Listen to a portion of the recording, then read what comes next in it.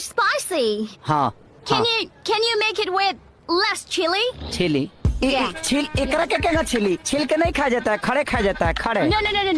Can you make it with less chili? छिली अब एकरा के केगा छिली अब छिलाता। रे बकवा रे कहत या कि कम मरचा वाला बनावे के। डाल दे भीतर या पहले ना बतावेला। वैसे गांव की औरतन के तो बड़ा सेक्सी फोटो खींचत रहलो। चलो हम वो कपड़ा उतार देता नी, खींच ला। अरे खींचा बांध कर सेटर ऐसे मेहरारू सन के फोटो खींची ले। तो ऐसा चुड़ैल के ना तोरा ऐसा चुड़ैल के घींचब तक कैमरा हमार धुआं फेंक दे। अगर हमरा बेटा के कुछ हो गई ना साले तो इतना मारा कि मुंह तक खुली लेकिन आवाज पीछे से निकली।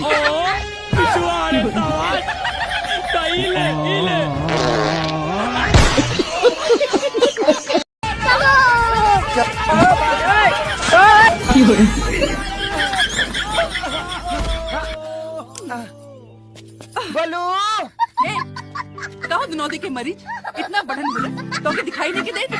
उल्टा चोर कोटवा के डांटे ऐसा नाक पर ढेर गुमान मत करा।